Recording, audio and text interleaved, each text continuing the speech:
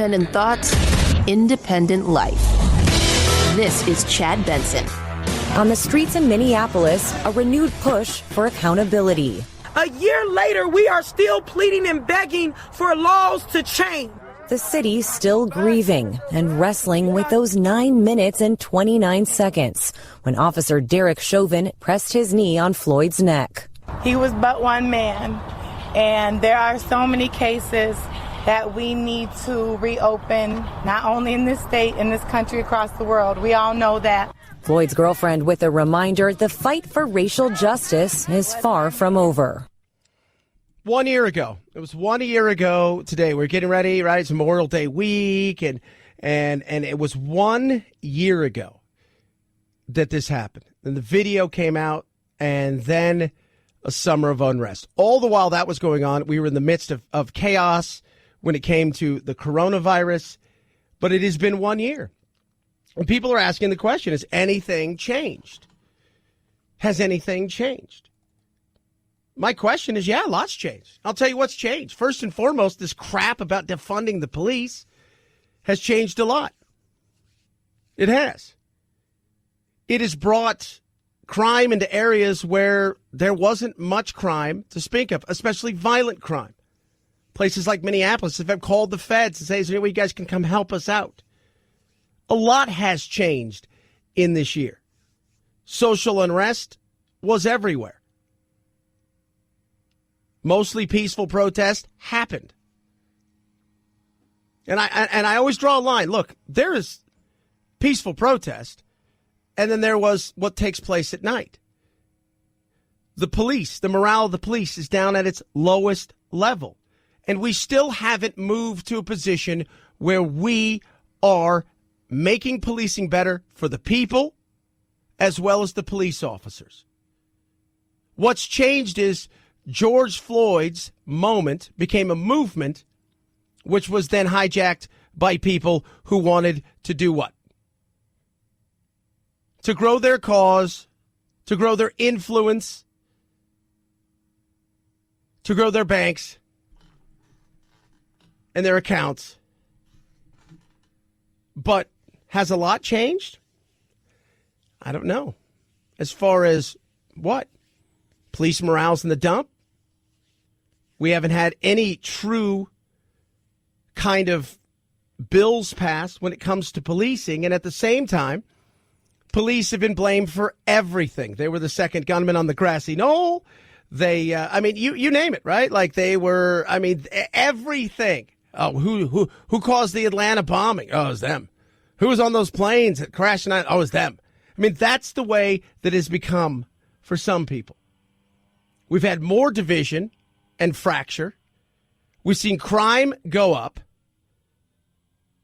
It is frustrating. It is. Because what we need is actual things to get done. But when you have people that are more interested in the Q scores of themselves, what is my Q score? How do people view me? How can I raise money? How can I take a tragedy and a horrific thing that took place and make it about me so I can then make it about some other people? But at the end of the day, once again, everything is back to me. That is what's happened and changed. Both sides just yesterday said that they are making progress. The House did pass some sort of police reform that would include banning chokeholds, ending no-knock warrants. But the issue is in this 50-50 split Senate where Democrats need Republicans to get on board in order to pass this. There's real disagreement right now over this issue of qualified immunity. This is basically the ability to hold officers legally accountable for misconduct. I asked the White House yesterday, are they going to move forward on police reform? The press secretary told me that they believe they will be able to make progress. But right now, this deadline is set to come and go. Yeah, qualified immunity is that's going to be a tough one, because if you get rid of qualified immunity, that means that every time you feel that you've been wronged by a police officer, that you can essentially sue said police officer civilly in a civil court of law. So that means that every single day that a police officer comes in contact with who knows how many people, that essentially they're getting into minor accidents to potentially major accidents that will normally be be kind of like, that's sorry. This is NASCAR. We bump. We grind. Now it'll be everything is an accident in the streets, and every time they have to go to court, and every time they have to defend themselves, they would be in court civilly on a daily basis. So if you want to hold them accountable like that, okay. So what happens when they say, you know what, we're not really going to do anything. I'm here for the paycheck. I don't care what you do because I don't want to get sued. How does that look in crime world? Just curious. I'm just curious. This is the stuff they're battling over. Look, do I think cops should be held accountable? Yeah, in a court of law for sure. When it comes to the civil side of things, we also know we live in a world where what? We sue. It's what we do. That's what it is. Everything ends in court.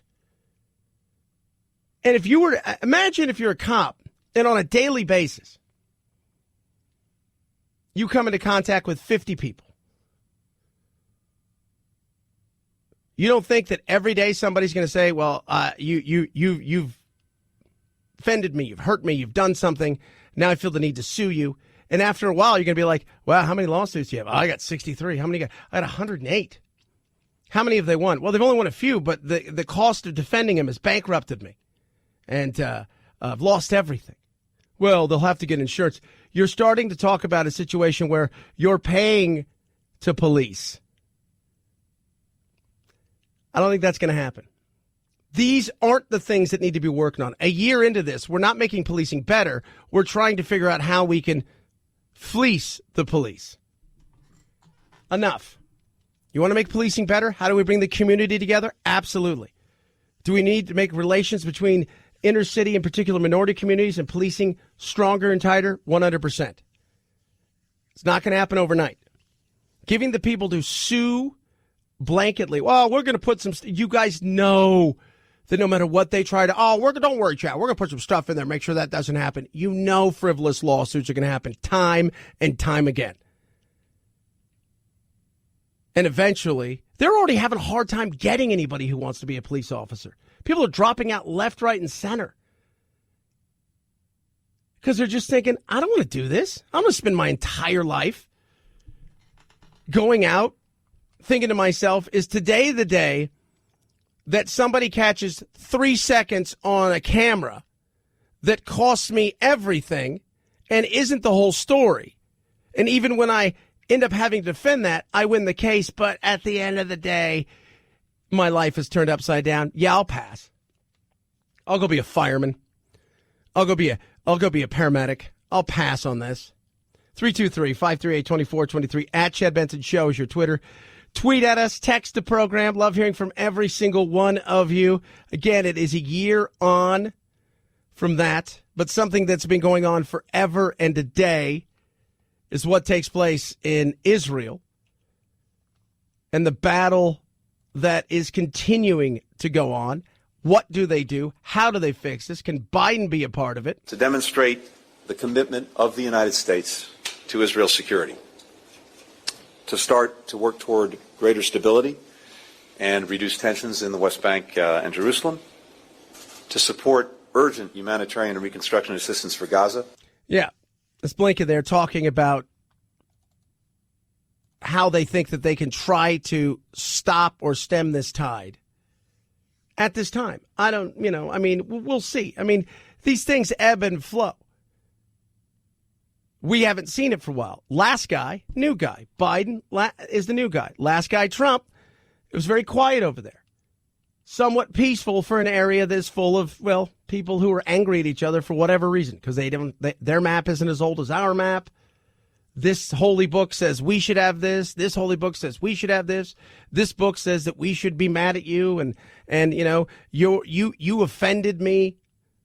Well, I didn't offend you. Yeah, but people 300 years ago from your tribe offended me, and this is the battle that continues to go on a daily basis, and they're trying to figure out a way to come to some sort of resolution where you can just say, look, let's just stick a pin in it, guys. All right, just stick a pin in it for a little while.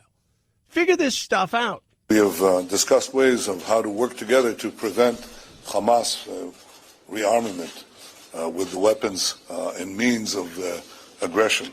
Yeah, and remember, we have three. It's a thrumple. But the third of the thrumple isn't really what anybody wants. Palestine, Israel, could a two-state solution work? I think it's possible.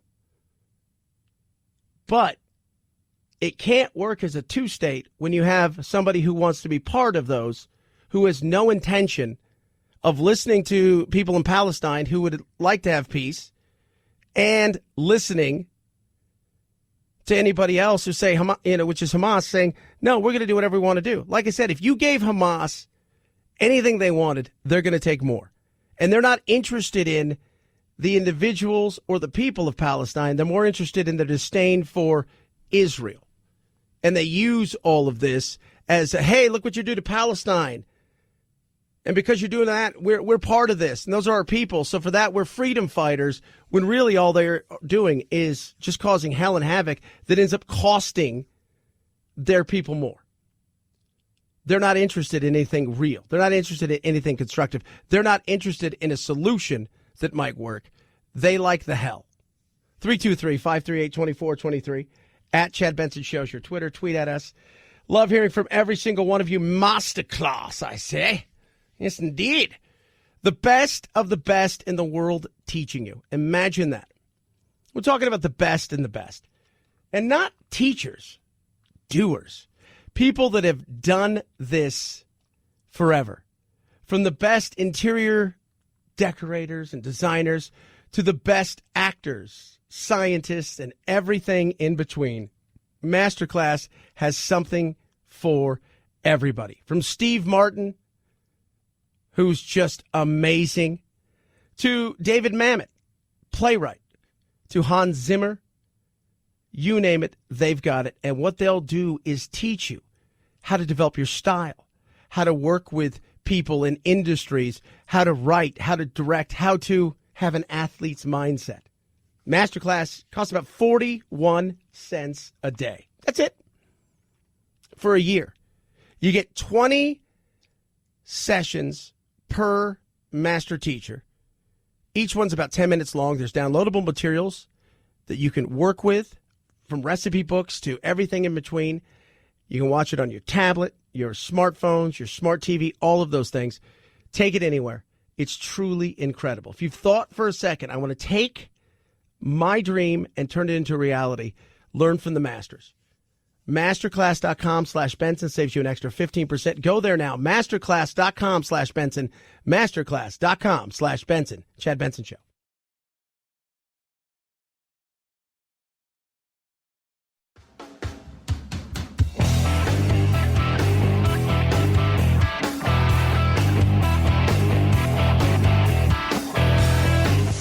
Don't make me wear your mask. Are you trying to kill me? What happens if you have corona?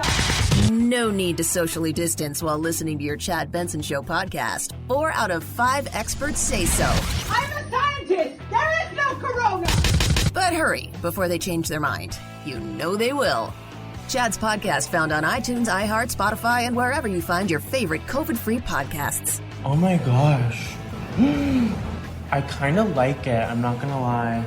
This is the Chad Benson Show. The Brood X cicadas have now arrived in North Georgia, and they're making their presence known. Take a listen.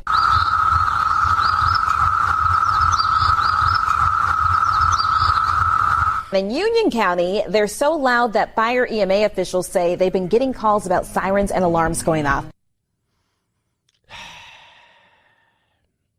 You don't have to call 911 if there is an issue with bugs, all right? Unless they're poisonous and you got real issues, okay? And they're coming, they're venomous, they're poisonous, they're coming, they're going to bite you. If this is a situation like Arachnophobia, Jeff Daniels, right? Remember that movie? Great movie. Loved it. There's where you call. If it's just annoying, yeah, you don't call. You maybe think, yeah, you know, I think we can let this pass. I think we are. We're going to let this go, and we'll see what happens. 323-538-2423. At Chad Benson Show is your Twitter. Tweet at us, text the program. We have gotten Pfizer for 12 to 17-year-olds. Will we have another shot coming?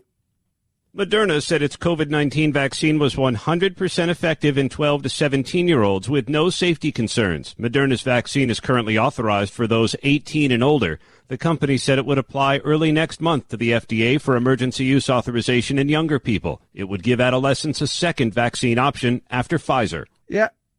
So Moderna next month, which is not too far away. So let's see here. Memorial Day is Monday. That's the 31st. A week from today is June. It's crazy how fast time has flown by this year compared to last year, where we were sitting around and it just like that March was the longest year of our life. Just felt like it was forever. Then slowly but surely, it kind of picked up a little bit towards the end of the year, but it was a crazy time. Now it feels like we're in a world of normalcy. I'm watching basketball, watching baseball. There's people in the crowds. And the NBA is doing the wink, wink, nudge, nudge. Like the capacity thing is hilarious. So tonight's game 2 of the Phoenix Suns and the Lakers, they were only supposed to have like 8 or 10,000 or something like that. First it was 5,000, the Suns, and then it was going to be a little bit more. Apparently there's like 11 or 12,000. And we were talking with one of the sports guys here who's a big writer out here, Dan Bickley. And has, award-winning writer, guys. He was telling us yesterday, look, the NBA tells you can only have this many, but at the end of the day, off the mic, they're like, we don't really care how many you have, just, but this is what we're telling you. And I'm like, that's fair. Even this weekend in the golf, if you saw it, they came out and apologized for how the 18th hole went, where they crowded around the players. But the PGA said, look, we were only supposed to have 10,000 people there, but things have loosened up, so maybe there was a little bit more than there should be. Of course there is. We're back to normal. It's time to get on to getting on. Chad Benson Show.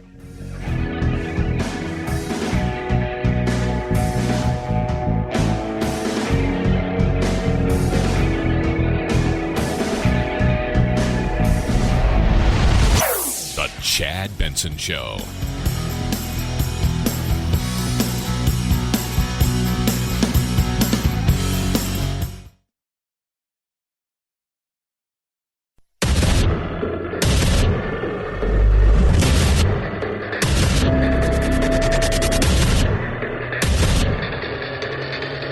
Independent thoughts, independent life. This is Chad Benson. Big tech has amassed a massive amount of power. They are monopolies. They're monopolies that are much more powerful than the monopolies of the early 20th century. And they're using their power to enforce orthodoxy and to suppress speech and candidates that they disagree with. The bill we did today goes beyond just the political candidates, and people can find, we have the whole rundown at rondesantis.com. But any Floridian who is deplatformed or censored would potentially have a right to sue big tech. Ron DeSantis signed a bill yesterday, and during that, he talked about the fact that, the Wuhan virus. He said, I couldn't have said that a year ago because everybody went on after me. If I'd have talked about it, people would have went after me. Well, guess what? It's becoming more and more likely that people are asking serious questions about the coronavirus and the origins of said coronavirus. Even Fauci has spoken up a bit about this in ways that a while ago, let's be real, he wouldn't have. He would not have said things about the coronavirus like this a year ago. Oh, I'm not convinced about that. I think that we should continue to investigate what went on in China until we find out, to the best of our ability, exactly what happened. Certainly, the people who've investigated say it likely was the emergence from an animal reservoir, but it could have been something else, and we need to find that out. Yeah, it's a very fair question to ask.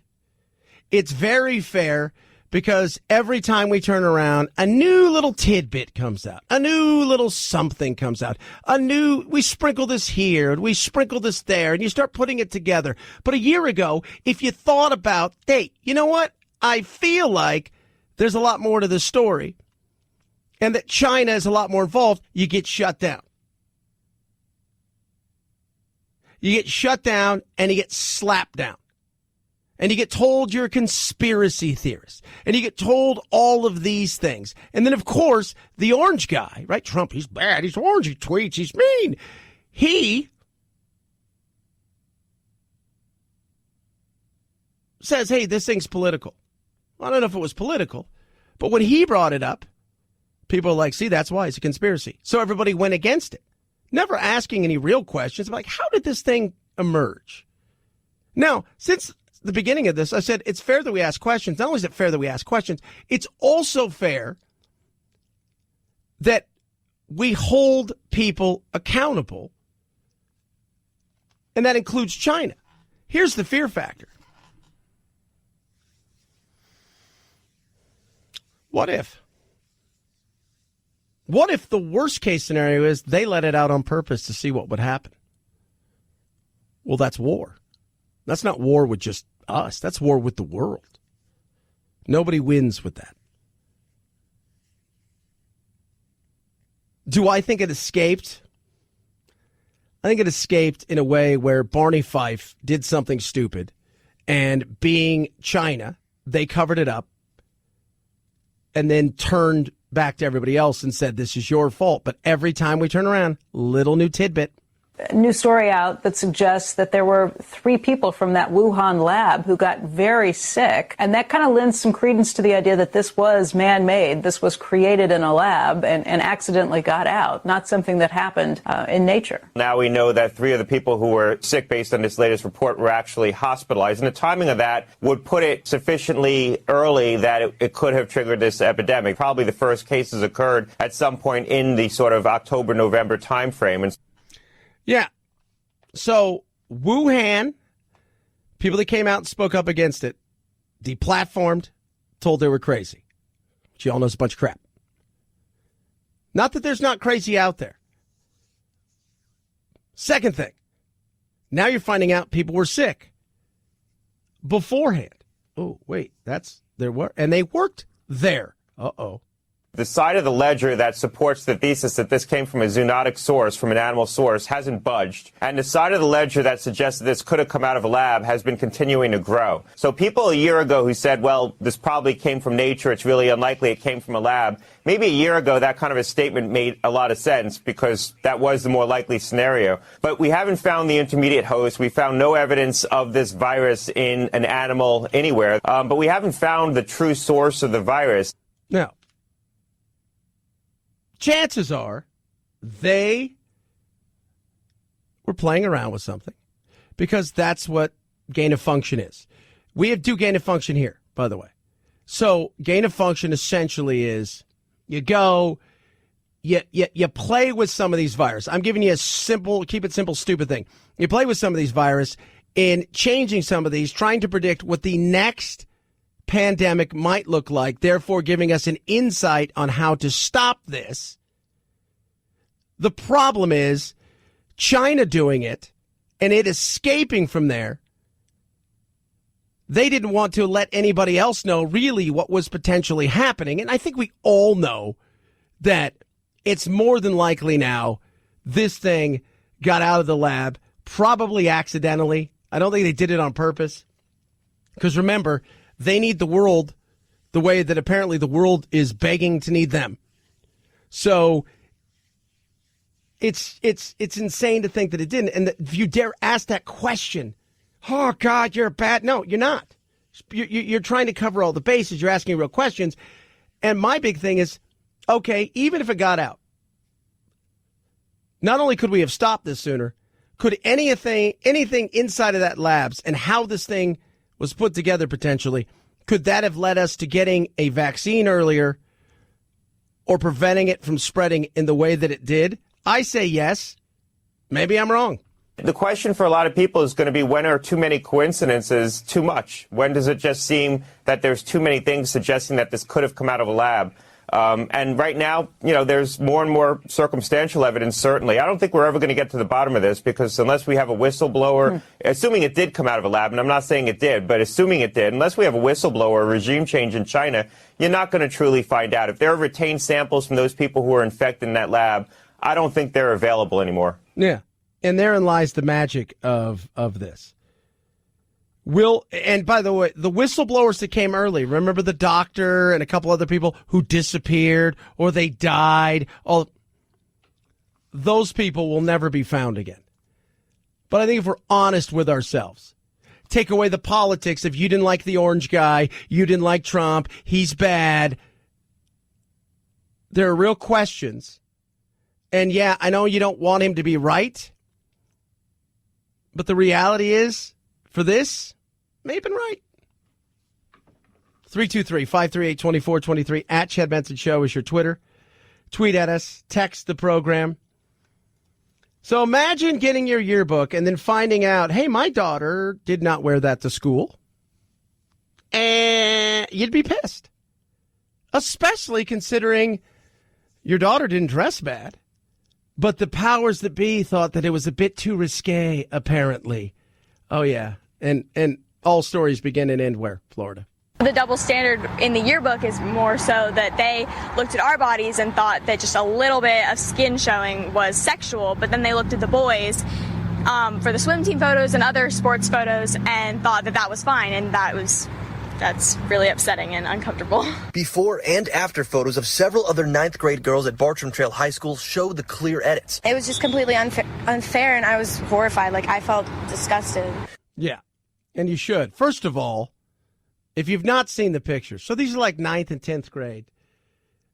Is there cleavage?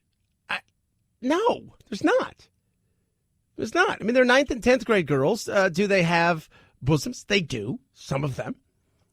Is it like super cleavage, or some of them more a little bit developed? Maybe. Producer Phil, you can back me up, being a cisgendered, heterosexual, non-binary, super binary male. You could dress a girl up, if you're a teenage boy, in a potato sack, and we could think that's hot. Oh, absolutely. There you go. And Phil knows, because he's trying. It's totally true. And the Photoshops, whoever did this, was awful. They weren't even kind of good. They weren't. You want to know what makes sex weird? And I remember this as a kid, living in Europe and traveling over there when I was much younger. Often by myself. Go play in soccer tournaments or go play for teams over there who basically mom's like, yeah, here's your sponsored parent. You're going to go fly over there and meet them. But sex wasn't weird. It was just natural. The body was natural. They didn't get weird about it. So we make it weird and taboo up until a few years ago. Then it became all free love again. But this kind of stuff is insane. So you got a bunch of kids who gets a yearbook, 83, I think, total, gets a yearbook picture. And they think, that's not what I wore that day. Like, this wouldn't even, most of these regular pictures, whatever, they wouldn't even make the Amish blink. And you wonder where it comes from. You're going to hear a mom in here. And I think the best way to describe her would be a housefrau, but you'll hear. I requested an interview with several school board members and school employees regarding this matter, but was told, quote, no one is available for interview. One mother told us she is for the dress code and edits. Yeah, now you're going to hear this. She's spectacular. I will describe her after she's finished talking. See if in your mind you can sense it. Parents aren't teaching at home how daughters should dress and dress decently, then the school has to parent.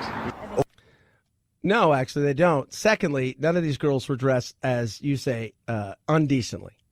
They were dressed completely fine. And secondly, no, I'm not taking fashion tips from you. I'm not, because I saw you. And I'm just going to say this. Close your eyes for a second. Nutritional overachiever, check. Large, baggy clothes, super check. A little bit of a man stash, check.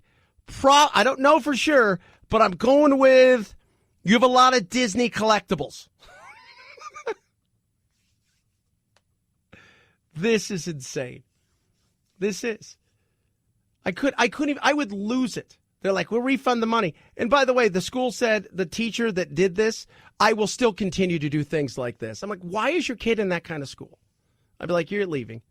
You know, there's a difference between, you know, dressing, as they would say, inappropriately, and people who are just obsessed with things like this. They're obsessed with telling everybody else what your morals should be. Enough. 323-538-2423. At Chad Benson Show is your Twitter. Tweet at us. Text the program. Omaha Steaks, baby. Father's Day is here. You know, it's very interesting over the last couple of days. I have connected with family that I didn't know. I was talking to my mother last night. I called my mom. I said, Mom, do you know who these people are? And she goes, well, that is my dad side, but we only met him twice. And I said, okay. And, you know, we started talking about it. But I was, you know, we were talking and we got on to, you know, stuff that we used to do. And we were talking about all the fun we used to have Memorial Day, like barbecuing at my grandfather's house. And it was just amazing. You know, after my dad passed, just being able to do stuff like that. It was every Sunday we'd barbecue. It was great. And I love what Omaha Steaks do. They got the get out and grill assortment. So what they do is, you know, they send you this amazing thing. It's for dad. It's your father. So they celebrate a little bit, right? You get this butcher's, you know, cut strips and the boneless breast, the Omaha steak burgers, which are amazing. The the gourmet jumbo franks, which I already ate, are incredible. They got steak fries. Oh, caramel apple tartlets, the seasoned salt. It's the get out and grill assortment. It's the best steak of your life, guaranteed. What's great about this, right? So the butcher's cut New York strips. They're aged 30 days, and why age is important, age equals tenderness. Plus, on top of that, you're going to get 4 free New York strip burgers in your order. How do you get it? You go to omahasteaks.com. Keyword is Chad right there in the search bar. omahasteaks.com. Use that keyword Chad to get all of this amazing, yummy, get out and grill assortment and 4 free New York strip burgers. omahasteaks.com. Keyword Chad. Chad Benson Show.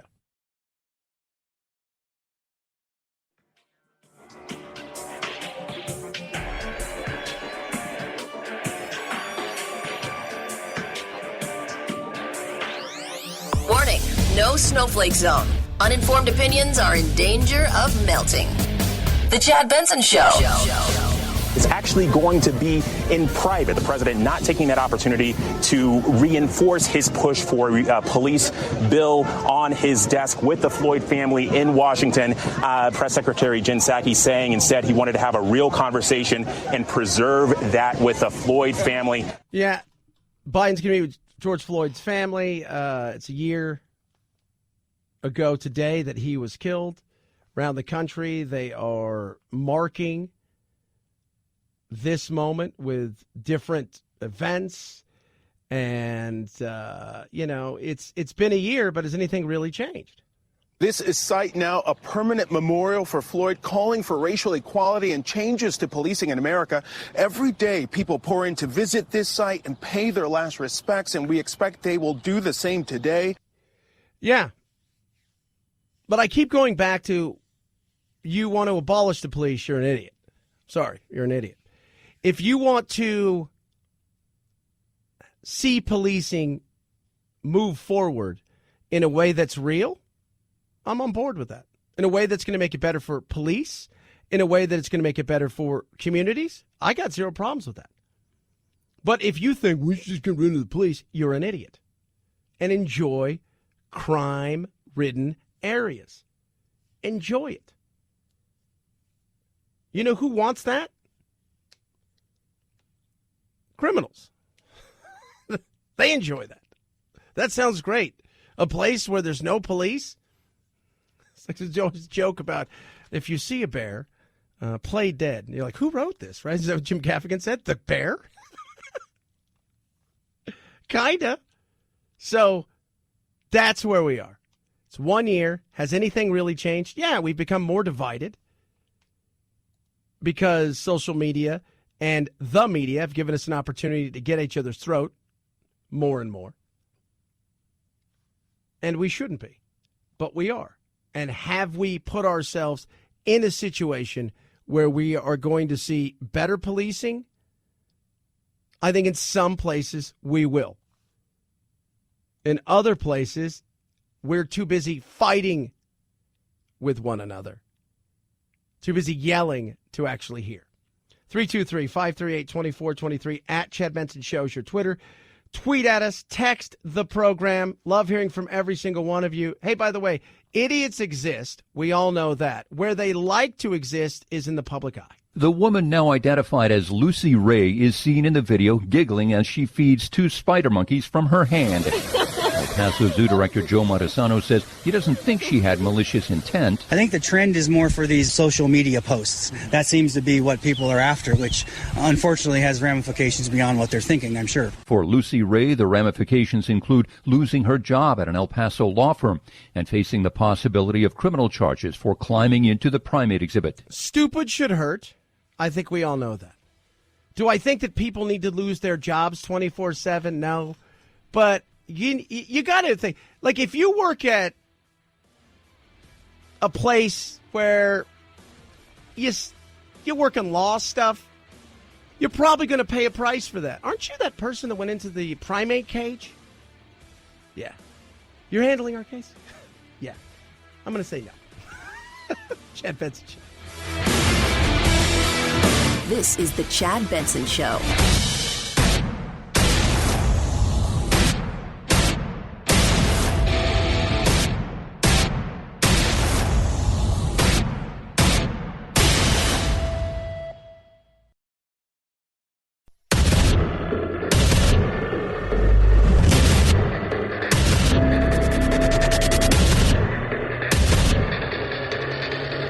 Independent thoughts, independent life. This is Chad Benson. On the streets in Minneapolis, a renewed push for accountability. A year later, we are still pleading and begging for laws to change. The city still grieving and wrestling with those 9 minutes and 29 seconds when Officer Derek Chauvin pressed his knee on Floyd's neck. He was but one man, and there are so many cases that we need to reopen, not only in this state, in this country, across the world. We all know that. Floyd's girlfriend with a reminder the fight for racial justice is far from over. A year. Has anything changed? Yeah, things got worse. I think things got worse between a lot of the BS the media threw out there, which is very real. I think the hyper-focus of incidents that were bad, but when you look at the data and the facts, and I'm a data and facts guy, you step back. There are things that absolutely have to change. Policing needs to reform in a way that is progress, that is future, that is tech-based in other ways, that deals with policing rather than being all things to all people. And we also need to ask society, could you change a little bit? But Chad, Minneapolis was the right thing because then they decided, hey, after what took place, we're getting rid of our policing. We're going to change policing. We're going to get rid of it because police are bad. A year later, what do you have? Rise in robbery and murder. Minneapolis is a hot mess to the point where Mayor Frey, or Fry, depending on how you want to say it, and several other council people who said, hey, we're going to get rid of the police and we're going to transform it and say, all right, never mind. No, let's full strength. We need full strength. We need full strength. We're going to set something else over here on the side to try to do other things. Yeah, that's what's happened. A year on, there hasn't been anything meaningful because we as individuals say, what are you guys doing? The powers that be are going, we're doing what we're supposed to be doing. You guys are at each other's throats. We got a great way for us to make a little bit of cash, raise our profile. This thing's working like a charm. Couldn't have been better. We got a great thing to fight about, which is what we're hoping for. Oh, it's great. This thing couldn't be any better as far as the powers that be? Is there a police reform bill in the making? Somewhat. Will it be toothless in some areas? Yes. Again, let's also talk about, as much as we want the police to change, we could also ask society, hey, could you guys be less a-holes? Is that possible? How about it's a joint effort of maybe they do have a tough job. And the other side is maybe we don't need to pull everybody over all the time for everything. Maybe we can come together and say to ourselves, hey,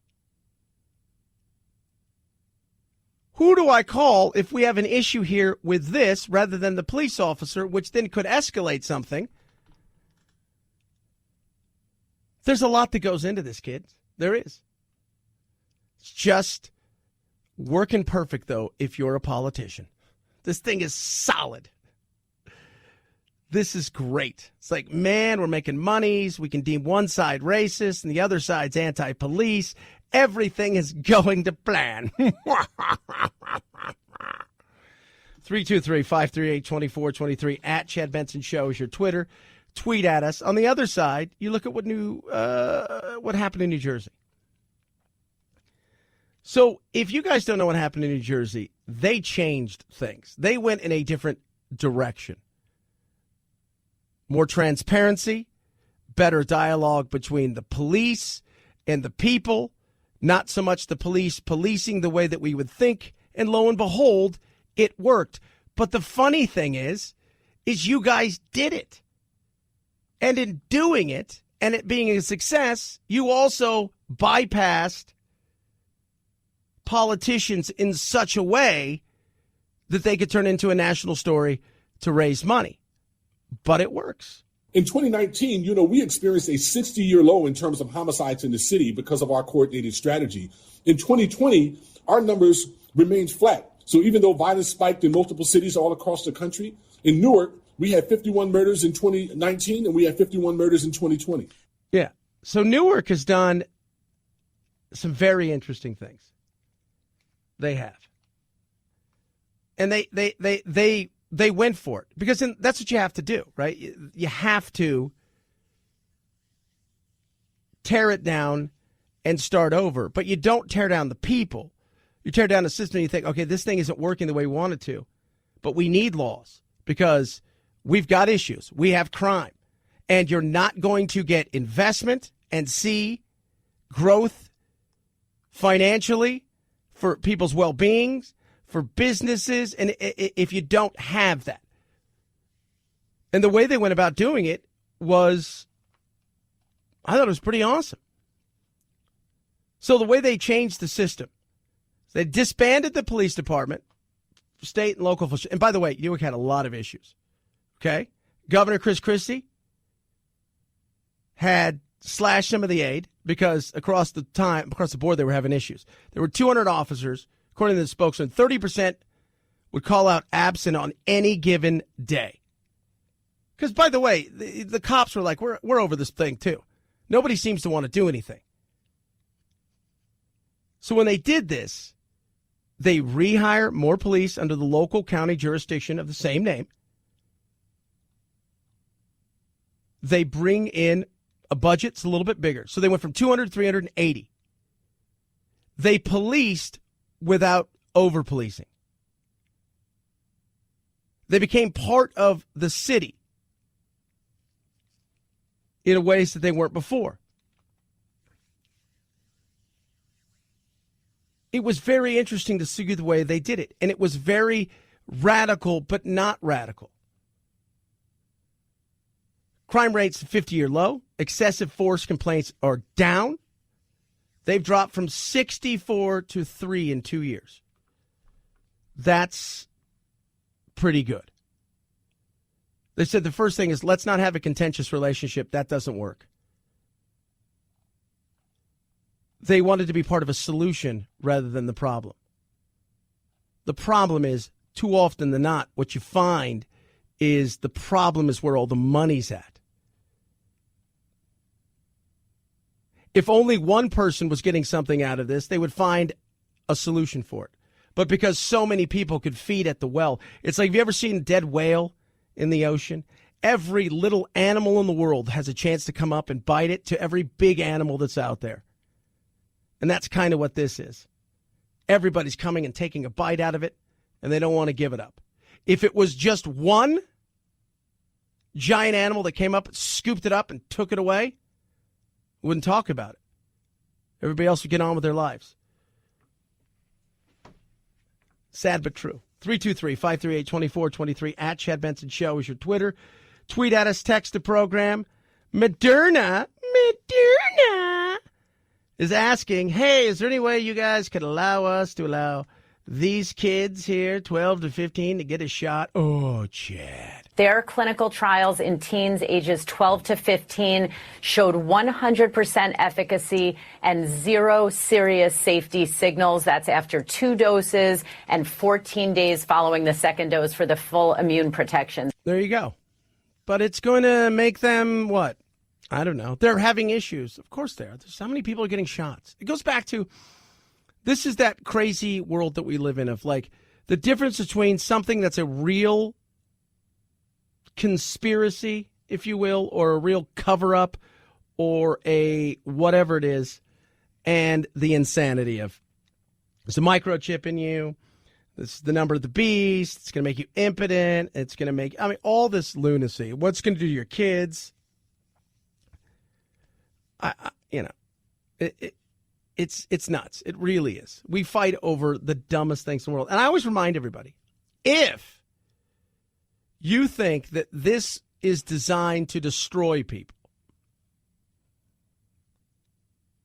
and that you're the ones who are left because the powers that be want to control people, then I find that to be rather odd. So what you're telling me is you want the powers that be to kill the people they think they can control. So all that's left is the people that they know they can't control, so there can be a war? How's that working out? I'm curious. It's a vaccine. It's a vaccine. Do you trust it? I do. But it's new technology. It's not. Is your son going to get it? He's 10. And I keep going back. They're doing 2 to 9 and then 12 to 15. Apparently, 10 to 11 is that sweet spot where they're not allowed to get anything. And Jack's already had it, so I'm not really stressing about it. He survived. He had it for a whopping 9 hours. He's like, Dad, I don't feel good. And then by the evening, he's out bouncing on the trampoline. I'm like, well, there he goes. I think he's okay. But then you go to the other way, which is the Wuhan lab. That's a conspiracy that you would think, okay, people see what happens is much like conspiracies are kind of like folktales. There's some truth in some of the stuff, but by the time it gets to the point where it becomes so out there, it's insane. And that's kind of what's going on.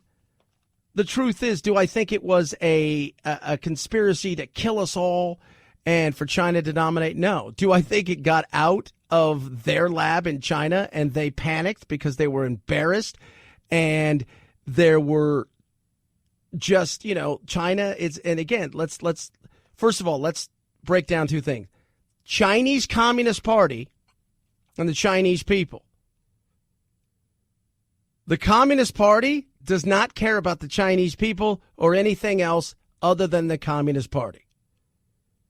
And that right there is the thing that matters. It's about protecting that.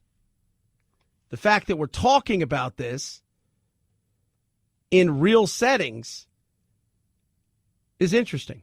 No, I'm not convinced about that. I think that we should continue to investigate what went on in China until we find out, to the best of our ability, exactly what happened. Certainly, the people who've investigated say it likely was the emergence from an animal reservoir that then infected individuals, but it could have been something else, and we need to find that out. That's the reason why I said I'm perfectly in favor of any investigation that looks into the origin of the virus.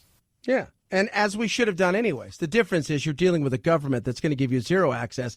And when they did do an investigation with the World Health Organization, they essentially said, let us show you around the building, and then we're going to tell you everything that we want you to hear, and then we're going to hold a press conference, and you'll agree with everything. That's not an investigation. That's a fleecing of the truth. 323-538-2423 at Chad Benson Show's your Twitter. Raycon, best earbuds around. Summer's here. Summertime. So you're going to be out. You're going to be doing your thing, as we tend to do during the summer. And you're going to need some new earbuds. And the best thing that you can do is get yourself some Raycons. They're incredible. Absolutely amazing. The seamless Bluetooth pairing is awesome. You don't have to worry about that. Plus, you can wear them anywhere. They're quick to put on, the noise isolating fit, the Bluetooth pairing, compact charging case. So the case itself is the charger, which charge that thing up. Every time I put it in there, away it goes. They look great. They feel great. New gel tip, and the price. Price is out of this world comparatively. You're saving hundreds of dollars compared to other premium brands. And the sound quality, I'll put it up against anybody's. Get your Raycons now. Save an extra 15%. Go to buyraycon.com/Chad. Buyraycon.com/Chad. Buyraycon.com/Chad. Chad Benson Show.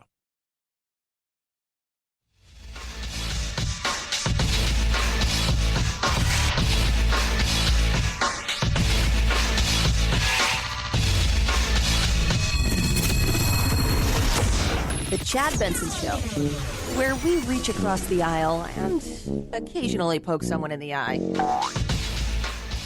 5, 4, 3, 2, 1, 0, ignition, liftoff. Now it's time to find out what's trending. What's trending? Yeah, what does that mean? I mean something, right? Like it's trending on the old internet. What's trending? Let us take a peek and find out what's trending. Shall we? Starting Google, Eternals yesterday. Almost 1 million searches. That's a new Marvel mabobber. I can't keep up anymore. Julio Jones, the great receiver from the Falcons. Yesterday, Shannon Sharp called him on air. I don't think he knew he was on TV. And he just basically said, I'm out of here. Atlanta Falcons probably stoked to hear that.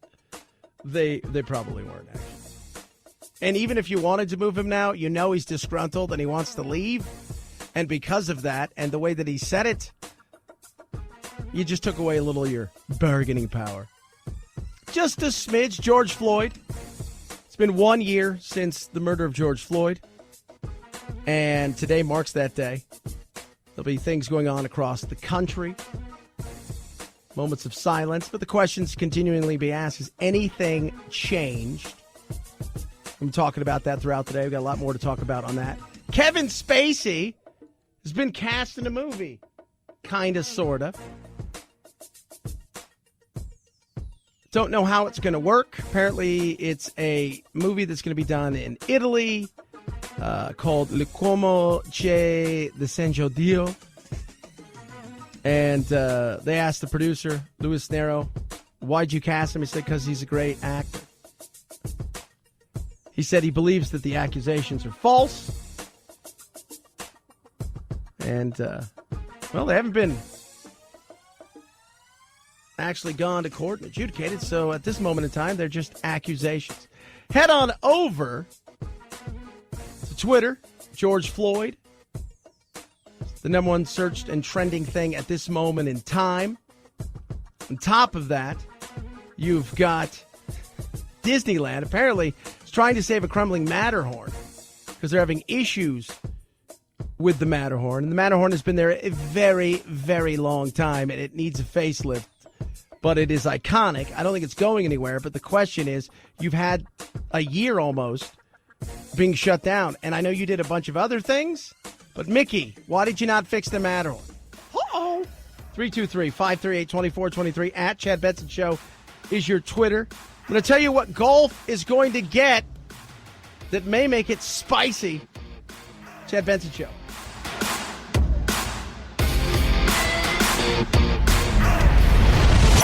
The Chad Benson Show.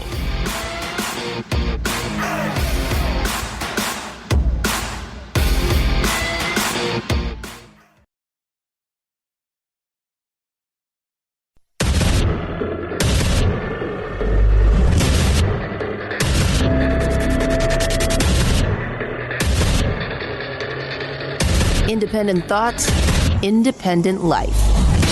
This is Chad Benson. I'm not going away. I'm going to continue to stand here, and I'm going to continue to talk. It's a year since the death of George Floyd. Not much has changed. I'll tell you guys right now, because the powers that be could give a rat's ass about what real change is about when there's opportunities to forward their world and their power. Both sides do it. One side is seen as the law and order side. The other side is seen as the side that hates law and order, but is the side of the people. Both of them are full of crap. Just know that.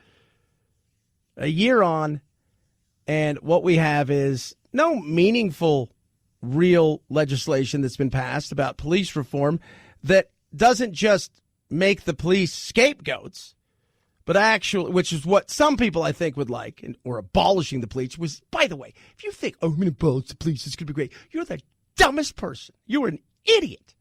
You're an absolute idiot. We're going to get people that are going to go there, and whenever I think of that, all I think of the movie is Demolition Man. If you've never seen it, came out in the early to mid-'90s. Sylvester Stallone, a young Sandra Bullock, Wesley Snipes, Dennis Leary. Good movie. Had fun with it. In the movie, he's essentially the Demolition Man, which is the name of this cop, they call him. He's been frozen in time because they didn't need the brute that they call him, because Los Angeles was it was a bad place, and he was a bad cop for a bad time that kicked everybody's ass. And then the other guy was this guy named Phoenix, and that was Wesley Snipes, and he was a really bad criminal, and he's also frozen in time.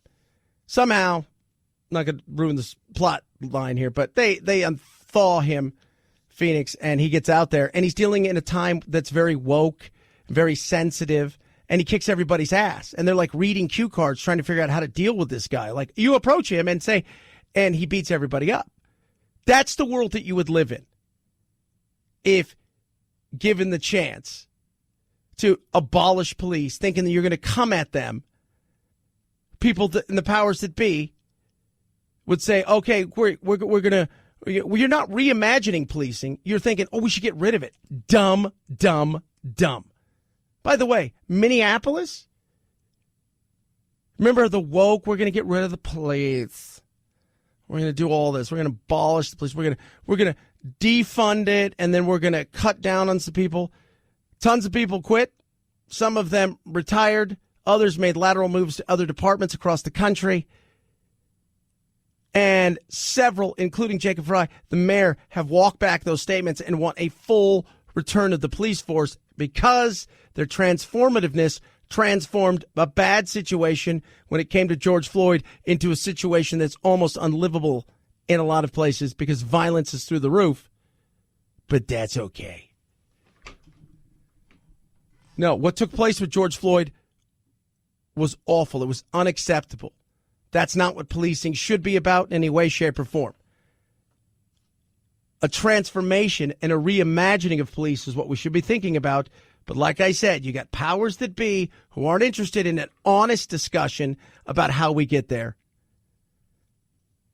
Because as far as they're concerned, this isn't broken. They're raising money. They've got issues they can fight for and causes they can fight for, which gins up the base, which gets them more dollars. That's what they care about. 323-538-2423 at Chad Benson Show is your Twitter. Tweet at us, text the program. Memorial Day is going to be busy. I think you knew that. Gas prices are up. It's because, Biden. It's because we don't have people to take gas from point A to point B. We had the pipeline issue, which was very real. I want to see how Biden addresses this. He's meeting soon with the Pooter in Switzerland, neutral, of course. And I want to see how he addresses any of this. But people are itching to get out. They're itching to travel. They could screen more than 2 million. People in a single day at U.S. airports this weekend, at least 6 million estimated for the whole holiday. That would be the first time we're seeing numbers that high since the start of the pandemic. And where are people going? Hopper tells us that the top domestic destinations right now are Vegas, Miami, and Orlando. For international, we're looking at Cancun, Cabo, and Montego Bay. Yeah. Oh, Montego Bay. I say alive. Sing it, man. Yeah. Close by. Easy to get to. But people are itching to get out there. They're itching to travel. They're itching to be on the road, in the air, going somewhere. They've been stuck at home. And now this is the first real test of what normalcy should look like. We've seen it with sporting events where you're seeing crowds now. People are going back. Concerts are being announced. Things are starting to happen. And you're not wearing masks in as many places. In fact, I haven't had a mask on in like 4 days, which is beautiful. It's happening more. But this will be the first test of people traveling around. But I go back to this. Texas, almost a month ago. There was a fight there. A huge fight. Canelo fought. 74,000 people at Jerry's house. That's Cowboy Stadium. Jerry's World, they call it. No massive outbreak. None. This will be the next test, I think, for a lot of people, especially the powers that be, with people traveling. But a good majority of Americans have already been vaccinated. This thing's slowed down pretty. It's just finding tougher and tougher places to set itself up in the virus. And because of that, the people that haven't been vaccinated tend to be younger and healthier. And they weren't at the risk that the elderly and, people with compromising immune systems are. So this isn't going to be like it was in the fall, where after Thanksgiving and Christmas and New Year's, it was just a giant show. It's not. We're not having that again. 323-538-2423 at Chad Benson Show is your Twitter. Tweet at us. Text the program. So I love this question that needs to be asked more and more about what's going on at the border. And let me tell you what's going on at the border. As far as Washington's concerned, we don't have a border. There's no crisis. Nothing happens there because it doesn't exist. Is the vice president planning on going to the border? I know she's handling this. Why hasn't she been there? Vice president is overseeing exactly the same portfolio that the president did when he was vice president, which is the Northern Triangle and engagement with countries in the region about how we can work together to reduce the rate of migration and work together to address corruption, address the root causes of why so many people are traveling to our border. I expect she will make a trip to the Northern Triangle at some point soon. I think the answer that you were looking for is no, she's not. She's not going. She's handling the portfolio that the vice president. Well, hold on a second. The president, who used to be the vice president, then he became the president, has said, you handle this. And then it was like, well, you don't handle it. So, no. And it's a mess. And where this test is going to come from, look, you can dislike Trump for the personal side of stuff. I did not like the way he handled the border when it came to the separation of children and the way that went. But I will tell you this right now. The amnesty, staying on the other side, it was a giant deterrent. They see Biden as this. He is their welcome mat. And they're changing things up at the border, too. I was talking to a couple Border Patrol agents, and they're talking about some of the things they're doing is they're wearing carpet on their shoes. Instead of coming over in large numbers, they're spreading far out, and they're bringing people across in twos. The reason being is the distance between it, they don't have the resources there. But summertime's here, and normally in these situations, you see it, slow down. No matter who the president is. Why? Because those areas are hot. I live in Phoenix. I'm going to tell you this right now. It's going to be 100 today. We've got a few more days of 90s coming up. But by the middle to end of next week, we'll start seeing that consistently 102, 103, 104. A month from now, through September, we will not have a day under 90 degrees. and probably won't have a day under 100, which makes that treacherous, perilous, horrible thing even worse. And it's been a natural barrier for a lot of people. Different world now. 18 months, you had Trump and what he did to really slow down and stem the tide of illegal immigration through enforcing laws and asking them, you stay on that side while you apply for asylum. Doesn't mean that was perfect. But I don't think we'll have the slowdown, because I think people see this as an opportunity, and I think desperation, because there hasn't been that opportunity, will cause people to do things that they normally wouldn't do this time of year. Remarkable footage caught this morning right here in La Jolla, Texas. Take a look at this crazy video showing a large group of migrants running away from Border Patrol as they cross illegally into the United States. Appear to be a group of 30 to 40 just scattering into an open field as Border Patrol is pursuing behind them, mostly single adults, men, no children with them. You'll see a Border Patrol unit chasing them. Two of the guys appear to be handcuffed together as one border agent, badly outnumbered, tries to chase them pickup truck as that group continues running through a field, over a bridge, through a stream. To grandmother's house they go. That's crazy. And it continues to go on. And these aren't unaccompanied minors now. These are is mostly in their early 20s, probably late teens, through till the mid 30s, some a little bit older, but this is what they're coming here for work. Some of them are coming here because they're running from something. Some of them are coming here because they've got family. I mean, there's a lot of reasons they're coming here. Let's not pretend that it's just all, again, angels and, oh, they're here to flutter and bring us nomadic songs. No, it's not that. They're desperate. They're coming here for a lot of different reasons. Some of those migrants end up falling into what appears to be a pond or a little stream. They keep running. One guy stays behind, appearing to lose his shoe. Again, you see another badly outnumbered border agent trying to keep up with them, but they just can't. It's one agent chasing a big group like that. Other migrants continue running through the field. Our cameras continue following them. They try scaling walls. They try jumping over fences. Eventually, our drone crew catches Border Patrol apprehending part of that group. We see about 15 to 20 of them sitting in a circle, but it did appear that part of that group did get away from Border Patrol and did escape into the brush. It's unclear what happened to them. Yeah, they got away. Now they're here. But then you can always go the old route that Trump got rid of, which is now the new route, because it's much easier to do.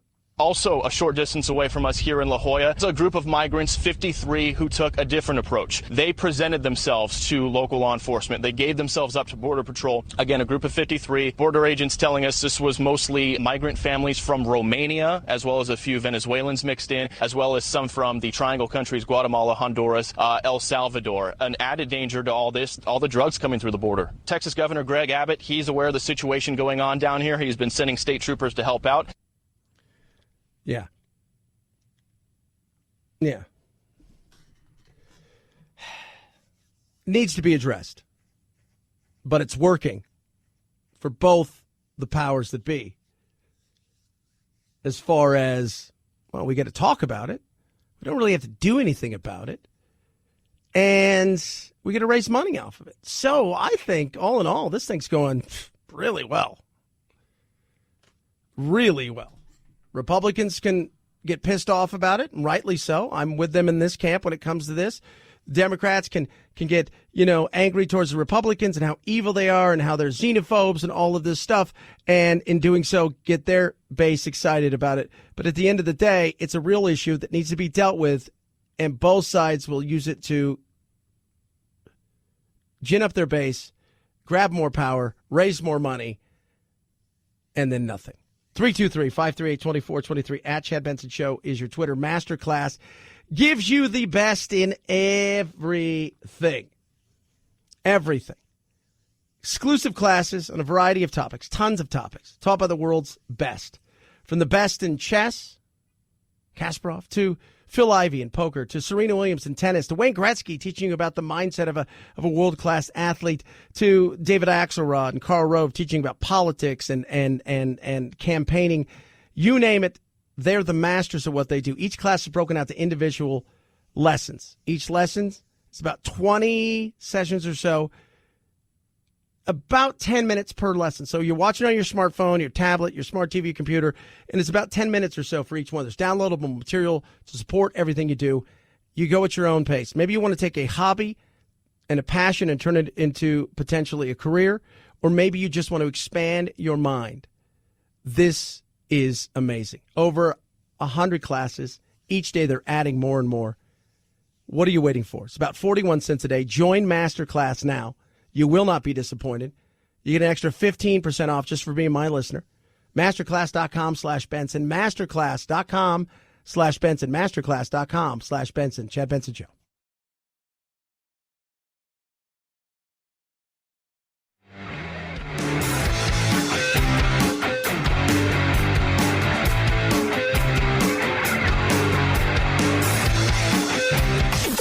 Helen Keller is a Nazi terrorist that is a male. Is that what you're telling me right now? Yeah. Are you thinking of Hitler?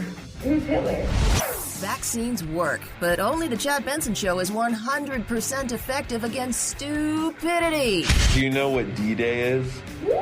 D-Day. A person? A rapper? God, Karen, you are so stupid. Check us out on Facebook, Twitter, Instagram, and wherever you find your favorite woke-free podcasts. This is the Chad Benson Show. All you have to do is listen to that little thing we just played there, and you could see why people couldn't survive in the wilderness. According to a new study, which has to be a lie, because people overinflate. They overthink about what they can do. And there's also a time when they underestimate what they can do. The average person thinks they can survive for 2 weeks in the wilderness, but most can't start a fire. How do you not know how to start a fire?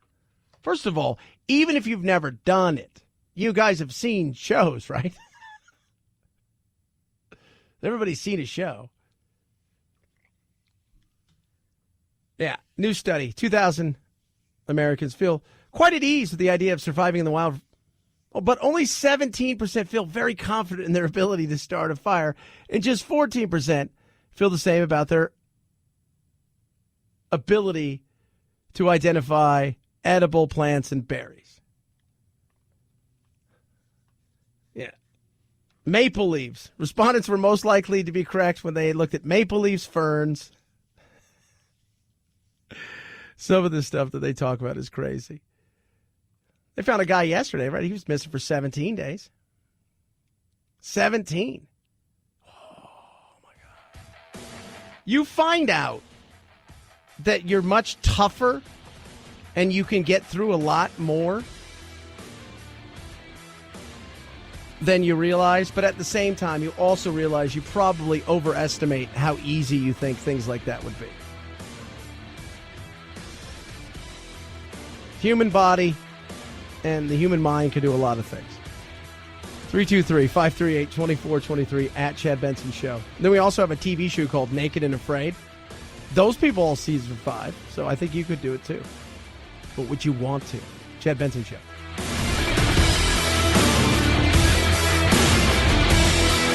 This is the Chad Benson Show.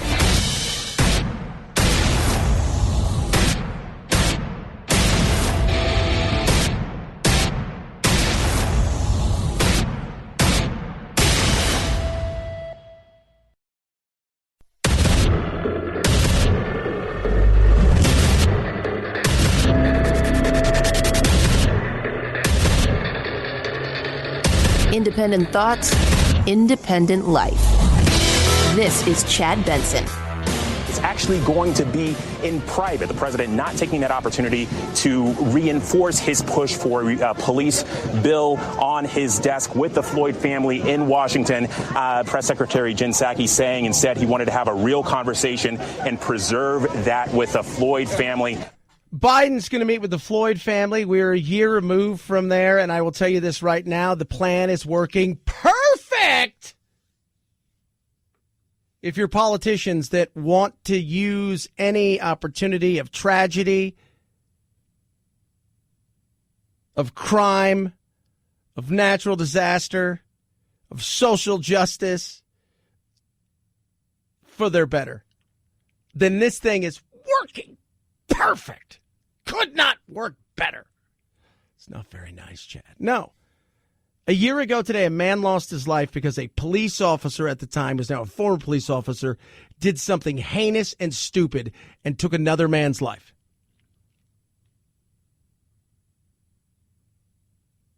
In saying that, police reform is not getting done.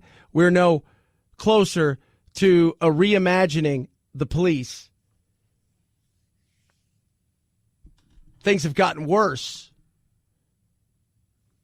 which means things have gotten better for politicians. You ever notice that? Anytime something gets worse for people, politicians usually make sure that their lives get better.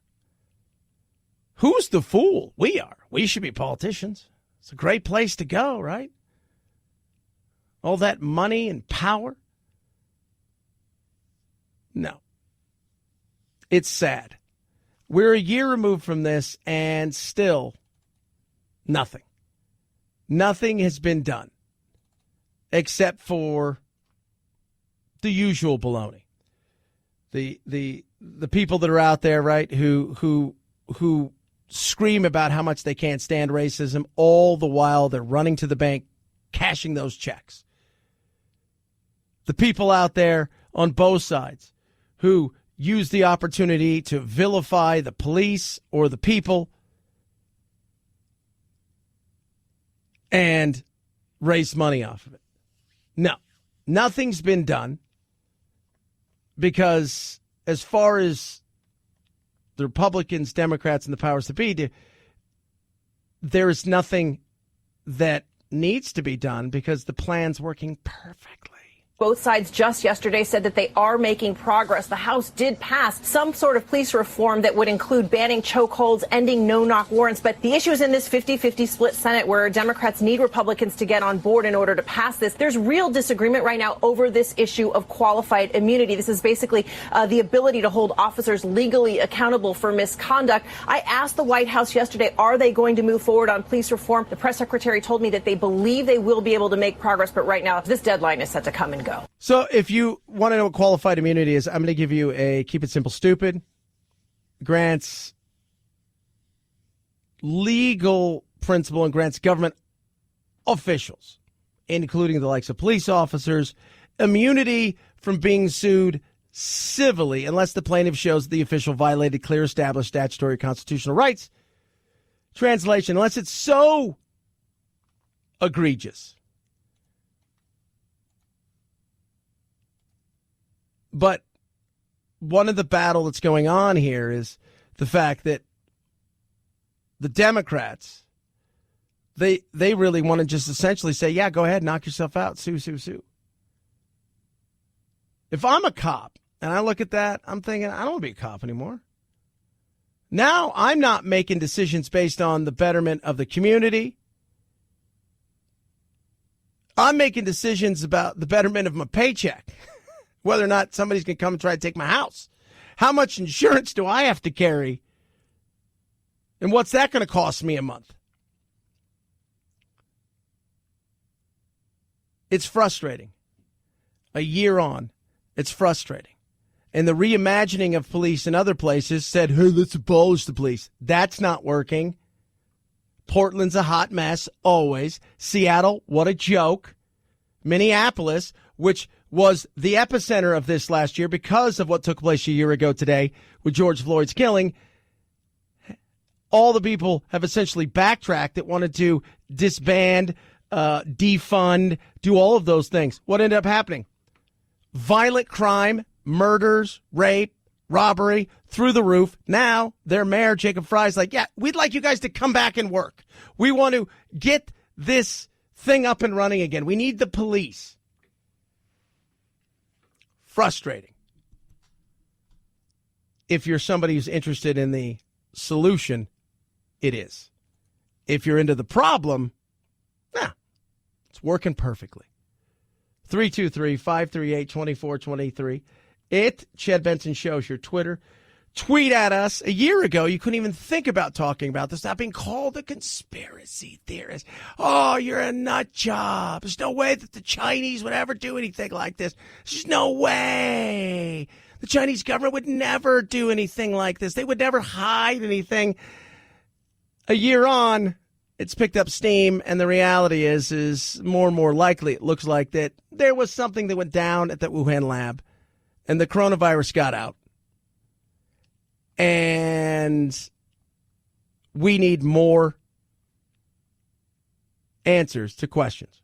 New story out that suggests that there were 3 people from that Wuhan lab who got very sick. And that kind of lends some credence to the idea that this was man-made. This was created in a lab and accidentally got out, not something that happened in nature. Now we know that 3 of the people who were sick based on this latest report were actually hospitalized. And the timing of that would put it sufficiently early that it could have triggered this epidemic. Probably the first cases occurred at some point in the sort of October, November timeframe. And yeah. October, November. Remember, it didn't hit our shores here really till February. And it wasn't until March, April that it had kind of swept through, right? Because I think New York would have some issues. A couple other places would. But it hadn't gotten to the point, and we're still reporting single digits in certain places. Then it exploded. But they had people sick months before that. Months. We spoke to a scientist who worked for the World Health Organization. He said, look, we believe that there could have been a chance that this thing that they were looking at could have occurred years earlier when they sent 6 people to essentially clean up an old copper mine. 3 of them got a mysterious disease, virus, and they died. All 6 were hospitalized. Nobody really paid any too much attention to it. Now, the question is, was it manipulated? What gain of function is? I'll give you guys a snapshot of this, right? Keep it simple, stupid. We like to do that here. A little Chad-splaining. They go in, they identify a virus. This virus comes from a horseshoe bat. Usually what happens is it transfers to another animal before it transfers here. There's several ways it can do it. So what they do is they say, all right, what if it changes a little bit? So think of a Legos, and they start moving things around, maybe adding something to it, trying to predict what the next pandemic might look like, the next virus that could be a danger. In doing so, the thought process is, well, if this does happen, we now know what the key is of this and the sequence, and we can unlock it quicker. But what happens when you're dealing with a nation that's all about themselves, all about the protection of the party? Remember, Communist Party doesn't care about the Chinese people. They care about the Communist Party. The side of the ledger that supports the thesis that this came from a zoonotic source, from an animal source, hasn't budged. And the side of the ledger that suggests that this could have come out of a lab has been continuing to grow. So people a year ago who said, well, this probably came from nature, it's really unlikely it came from a lab, maybe a year ago that kind of a statement made a lot of sense because that was the more likely scenario. But we haven't found the intermediate host. We found no evidence of this virus in an animal anywhere. But we haven't found the true source of the virus. No. Now, do I think it was a weapon? No. It ended up becoming a weapon politically, right? Trump bad, Trump evil, Trump's a liar, Trump's all of those things. Right. So became that in politics, and anybody on the right who thought that this thing was potentially something, because what happens is they take something that is real, and like anything, the people that handle it and get in front of the microphone go so absurd that it makes having a real conversation for the adults in the room almost impossible to have. But at the end of the day, as Dr. Gottlieb points out, and we've talked about on here for months and months, in a real way, not in a nuts crazy way, but a very real way, things don't add up. The question for a lot of people is going to be, when are too many coincidences too much? When does it just seem that there's too many things suggesting that this could have come out of a lab? And right now, there's more and more circumstantial evidence, certainly. I don't think we're ever going to get to the bottom of this, because unless we have a whistleblower, assuming it did come out of a lab, and I'm not saying it did, but assuming it did, unless we have a whistleblower, a regime change in China, you're not going to truly find out. If there are retained samples from those people who were infected in that lab, I don't think they're available anymore. No. And they don't want to find out the truth. Sometimes you let things lie. And that sounds horrible. But at the end of the day, let's just say it did get out of there and they knew a lot more, which we all know they kind of did, and we can prove it. That means that there's going to have to be actions taken. And in a world right now where that could feel unstable and dangerous, I don't think people, whether it be the World Trade Organization, the World Health Organization, the United States of America, the UN, are prepared to do that. If they did it on purpose, well, then the actions taken aren't going to be sanctions. That would be essentially war. And not just with us, but the world. 323-538-2423 at Chad Benson Show is your Twitter. Tweet at us. Father's Day. About time we get some respect.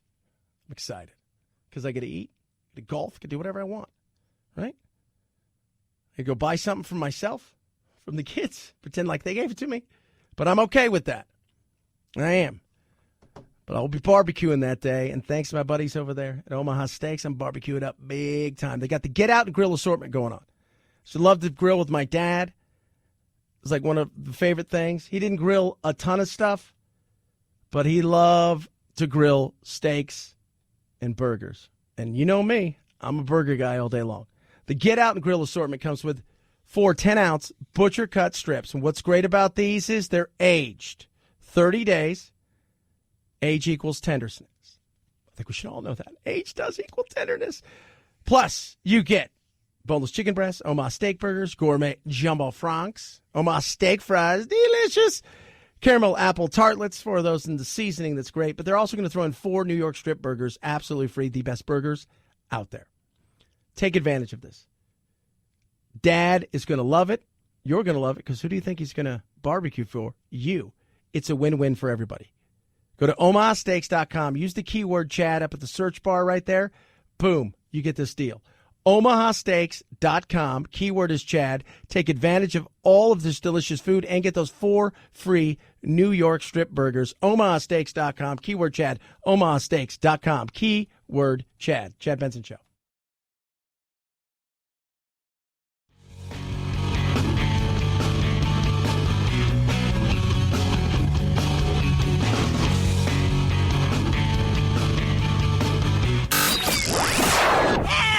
I can't take it anymore! Well, get over it. It's time to forge a new path with your very own political cartographer, Chad. If you think of other countries like Italy and Greece and China and Turkey and places like that, they've all sort of changed over time. They've been there for millennia in many cases. And their culture has sort of evolved over time. But not us. We came here and created a blank slate. We birthed a nation from nothing. I mean, there's nothing here. I mean, yes, we have Native Americans, but candidly, that there isn't much Native American culture in American culture. Rick Santorum, he was fired for that. I mean, we did birth a nation. It's a white Western nation. Call it whatever you want. I mean, that's what it was. I mean, we don't, it's amazing, right? It's like we're the culture that feels the most guilty about everything. You got to stop that crap. It's amazing. It truly is. He finally responded to CNN, give him that whoop whoop. People have been called to be fired for saying this and fired for saying this, and I've always defended their right and say, look, people have a right to their opinion. And by the way, CNN has a right to fire me. If they don't like what I'm saying or what I'm doing, they have a right to fire me. I have no animus at all towards CNN. Like I said, I appreciate the opportunity they gave me, but I think it does show that the left is intolerant. They're worried, I'm sure, that their viewership, which is obviously very left, they were going to pay a price. Yeah, so they had to get rid of him. But it is nuts, right? I mean, I find it to be ridiculous. At this point in time, it's like every time you turn around, it's you're fired for this and you're fired for that. You don't say this, you can't even question stuff. Big media slaps you down for that. There's just things you're not allowed to do. See, 60 Minutes is in trouble because they asked some questions about the trans movement. And they talked to people who transition and detransition. Some of them did it within less than a year. And, of course, they were, you guys are bad. You guys are evil. You can't even have a conversation. Without a conversation, what you're doing is you're stopping honesty and opinions from coming through. You're crushing free speech, but you're not making your opinion, your beliefs any stronger. And you're not really protecting them. What you're showing is, I don't have all of those answers. And this really isn't about it. It's more about the feelings, because we've replaced facts in this world with feelings. More from Santorum. The intolerance of the left is really the issue here, and the cancel culture that is flowing from it. I hear from a lot of liberals, in fact, many CNN contributors who talked to me afterwards, who are very, very concerned about, the cancel culture that's now hitting them at CNN. Yeah, but the problem is you pushed it for so long. The problem is you were fine with it. The problem is you were okay canceling others. Punishment cultures, I joke about all the time, until they came for you. And it's ridiculous. It is.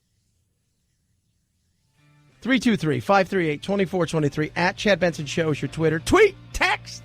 Love hearing from you. Chad Benson Show.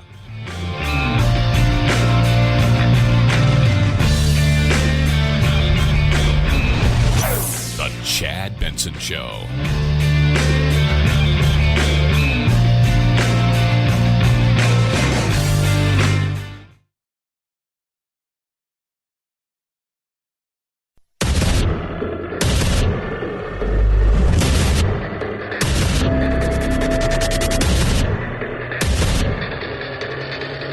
Independent thoughts, independent life. This is Chad Benson. On the streets in Minneapolis, a renewed push for accountability. A year later, we are still pleading and begging for laws to change.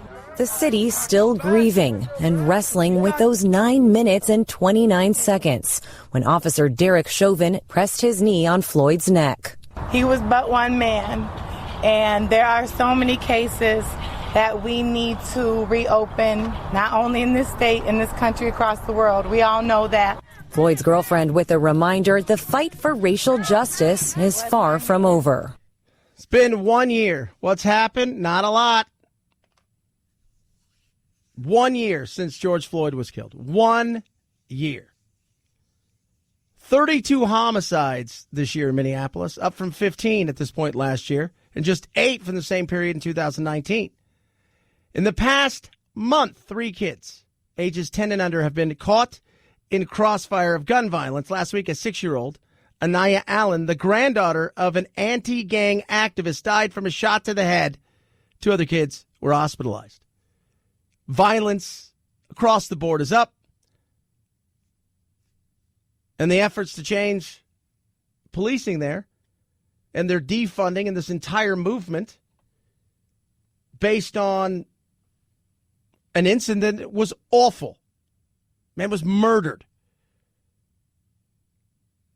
I don't know what Derek Chauvin was doing that day. I could not tell you. I don't know what was going through his mind. I could not tell you. But afterwards, the way that people went after the police, the unrest, the insanity of places like Seattle and Portland as it continues, and many other places, the violence, mostly peaceful protests, but the violence, all of this stuff of the defund police movement, which is insane. It should be about a reimagining and modernizing of police.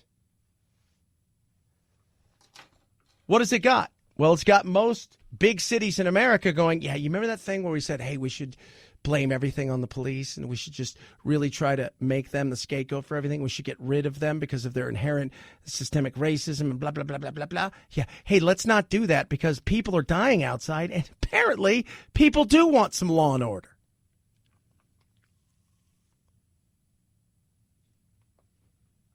Apparently. Remember, they dismantled the police department. That was their goal, right? Veto-proof majority to dismantle the police department, but it was thwarted by a citizens commission, leaving the matter to be voted on in November. When you see crime go up, what's the first thing that comes to your mind? You know what we need less of? People out there to try and stop crime. Cops aren't there to stop crime.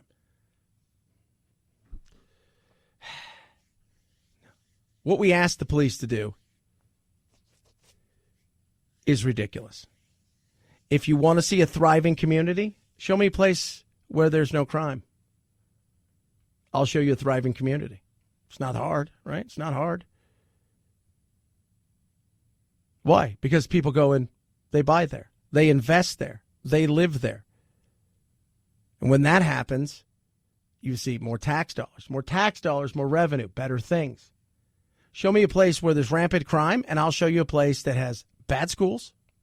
I'll show you a place where nobody's investing, and I'll show you a place where, unfortunately, some people are living because they have to, but they don't want to. A year removed, and what we have is the same old same. For us out here who want solutions, a reimagining of the police that gives the police a better opportunity to deal with the public in a way that they should be, not where they're drug dealers, homeless advocates, marriage counselors, mental health professionals. We haven't got that. But what we have are the powers that be enjoying the opportunity to continue to belabor the point of how bad things are and how one side doesn't like the other, and that the only way that things can be fixed is by continuing to keep them in power. 323-538-2423 at Chad Benson Show is your Twitter. Tweet at us. Spending. You guys remember that? I was talking to somebody yesterday. He was like, Trump, look at all the great things he did. First of all, let's just not forget that Trump spent and didn't shrink government. That didn't happen. No politician's going to really shrink government. We spent, and they want to talk about another stimulus. They want to talk about more spending. They're not worried about inflation. They're not worried about any of these things. And let's be real, the greatest Ponzi scheme in the world, and we'll touch on it in a second, it's available and it's out there, and we're doing it. But the spending that we're doing, let's spend wise.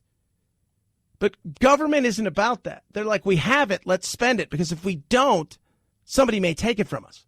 Senator Schumer has a bill, Endless Frontiers Act. It is right now before the Senate. It is an orgy of spending. It started out at $40 billion. The budget office tells me it's up to $200 billion and growing like kudzu. It's probably going to pass. Senator Schumer is ecstatic.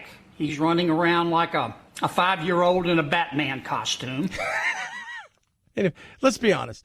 I don't even have to say anything. John Kennedy's going to throw some stuff out there that, he's just, it's true. First of all, isn't it insane to think, okay, wait, it started at $40 billion? Because, $40 billion in today's world of politics, it's like, that's it? What are you, building a McDonald's in California? But then you start to realize, okay, we're at $200 billion now. Here's what the bill will do. $120 billion in foreign aid. I don't know why we can't use that money for infrastructure. I don't know why we have to give money to countries that hate us. They should be able to hate us for free. $50 billion to the big tech semiconductor companies. We all know how broke big tech is. I guess they can use the money to develop more efficient algorithms to censor us. Can't they hate us by being, being broke? Yes. He's not done.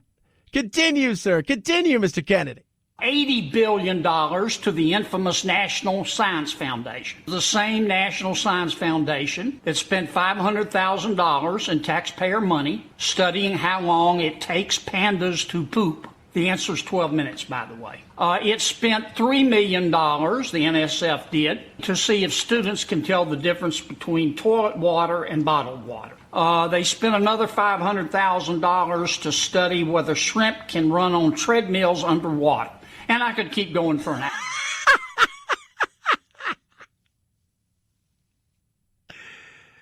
Yeah.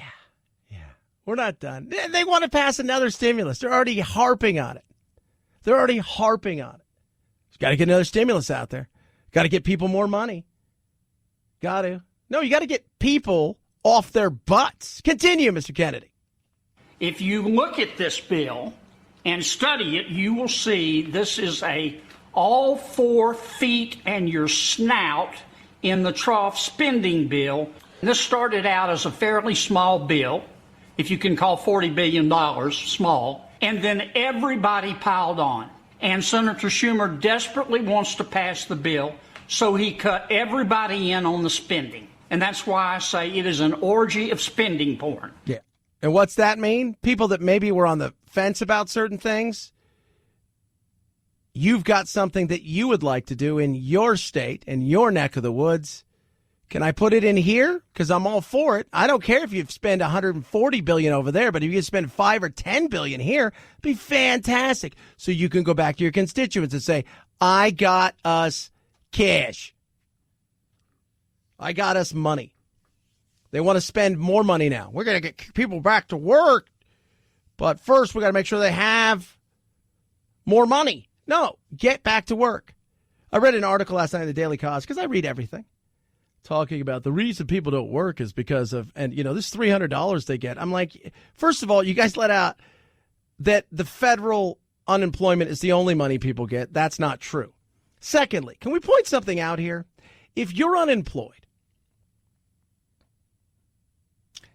and the world as we know it here in America is getting back to work pretty much on all cylinders, and you've not gotten your job back, there's a good chance your job's not coming back, which means there's a good chance you're going to have to shift and find a new job.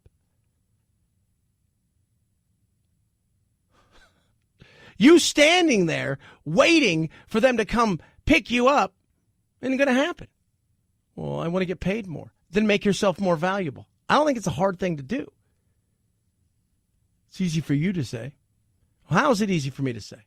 If you guys knew what I did to get here, the sacrifices I've made, but you're a white man. There's always an excuse for a reason not to do something. Well, I don't want to do it because here's the thing. 16, 18 months, depending on where you are in the country, we've been through this. We're now living above it after we learned to live with it, through it, around it, and now we're living above it. Things are getting back to what we would consider some pre-pandemic normalcy. I'd say in most places, you're probably between 60 and about 80% of what would be normal. Some places you're closer to 100%. All that being said is if you're unemployed and the place that you work, if they've gone out of business, you waiting for them, that's a long wait, and I shouldn't have to pay for it. No, neither should anybody else. Second thing, this is important. If they're open and firing on all cylinders and they're not bringing you back, oh, then what? All of this points to it's time for you to get a gig. Pretty simple. It's time for you to work.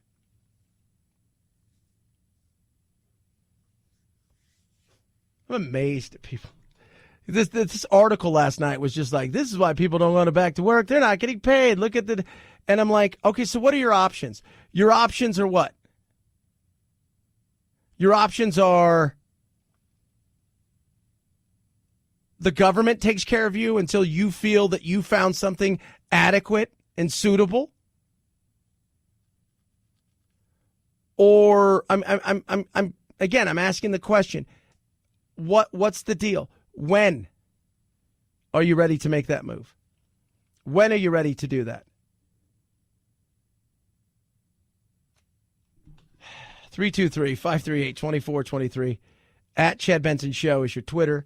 Tweet, text, Rough Greens makes any pet food better. The dog Doodle, I love him and he's annoying. And I never thought I'd say that because I thought we'd have put him to sleep by now because of how bad his hips were and the fact that he couldn't function the way he used to.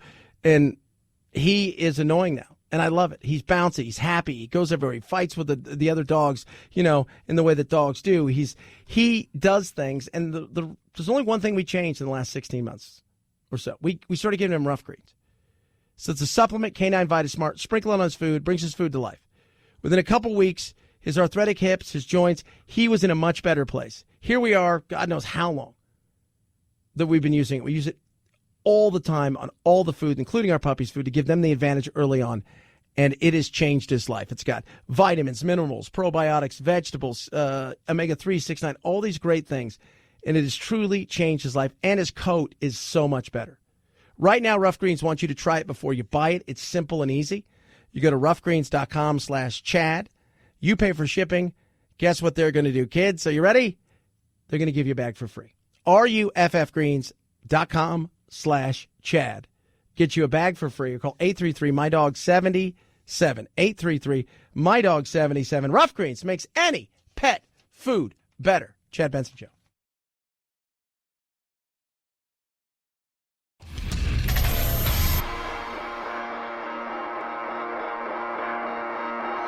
Welcome to Chad. No, not the country. The institution. The Chad Benson Show. It was famous.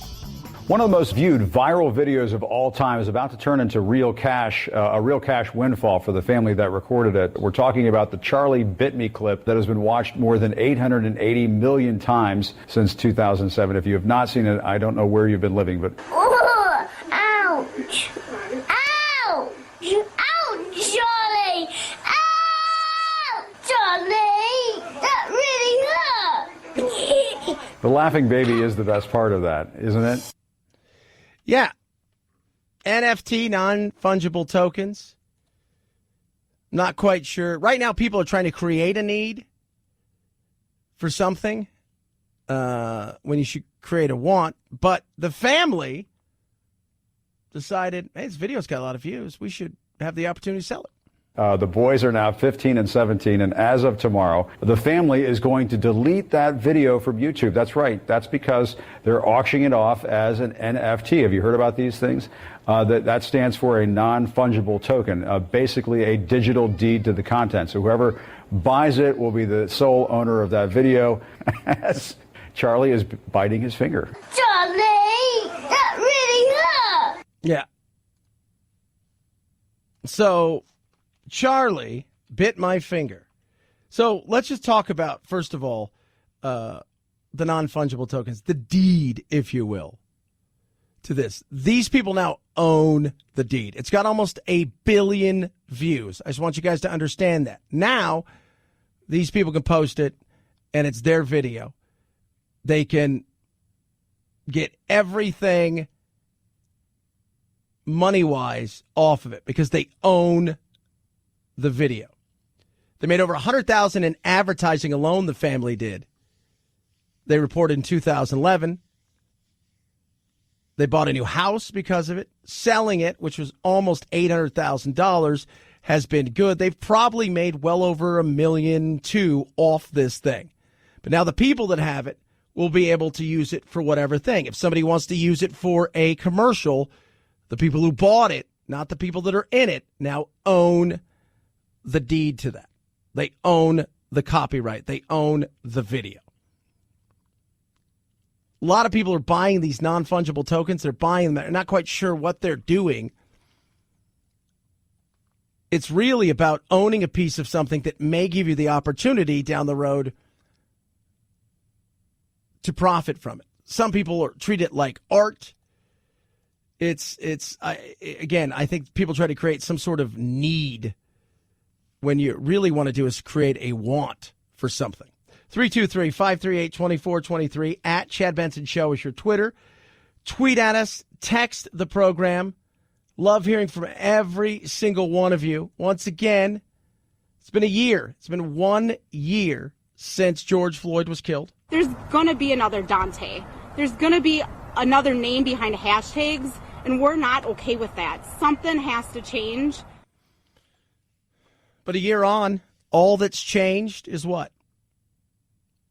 More issues, more strife, more divisiveness, politicians grabbing more power and using that as a way to strengthen their hold on the powers they have and to raise money. And we should all be frustrated. We should. 323-538-2423 at Chad Benson Show is your Twitter, your Instagram, and many, many, many other things. Follow along across all social media. You guys have a great day. It's a Tuesday, which can only mean one thing. Get yourself a taco. Night-night, Jack.